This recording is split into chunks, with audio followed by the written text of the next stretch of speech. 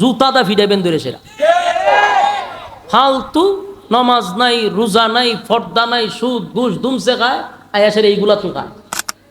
আল্লাহ জানাইলে রাসূল জানতেন, তো 3 প্রশ্ন করার সময় তো রাসূল তখনই বলে দিত। যদি আসলে আগের থেকে সব জানতো তাহলে 3 প্রশ্নের জন্য 15 দিন লাগলো কেন? যারা বাড়াবাড়ি করে এদেরকে বলবেন সূরা দুহার শানে নজুলটা একটু বর্ণনা করতো, নাজিল হলো কেন, কোথা থেকে কি আসল বিষয়, এটা একটু বর্ণনা করতো। 15 দিন কেন লাগবে? আল্লাহ যতক্ষণ রাসূলকে জানান নাই ততক্ষণ রাসূল জানে না। আল্লাহ রাসূলকে জানাইলে রাসূল জানছে। আরে ভাই, এটা বলাতে তো রাসূল ছোট হয় না, এটা নিয়ে গোতাগতি।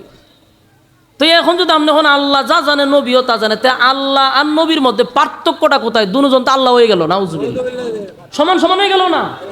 আপনি কোথায় নিয়ে বসাইতে চান? আমরা এটা বিশ্বাস করি আল্লাহর পরে হলো নবীর মর্যাদা। বলুন কার পরে?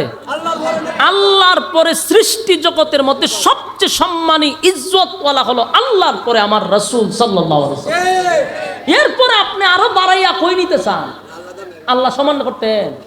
জুতাদা ফিডাইবেন ধরে সেরা ফালতু নমাজ নাই, রোজা নাই, ফর্দা নাই, সুদ ঘুষ দুমসে খায়, আয়াসের এইগুলা তো খায়। আমার প্রশ্ন হলো, নবীর ইজ্জত সমগ্র সৃষ্টি জগতের চেয়ে বেশি, সমস্ত নবীদের চেয়ে বেশি, সমস্ত রাসূলদের চেয়ে বেশি, আমার নবীর চেয়ে মর্যাদা পৃথিবীর জগতে, সৃষ্টি জগৎ আর কারো নাই। কিন্তু আপনি তো এটা বলতে হবে যে আল্লাহর পরে না আল্লাহর সমান। চিন্তা করেনি আল্লাহর পরে কই কতটা সহ্য করতে পারে না। এটারে কয় মার থেকে মাসির আদর বেশি, অতিভক্তি সুরের লক্ষণ।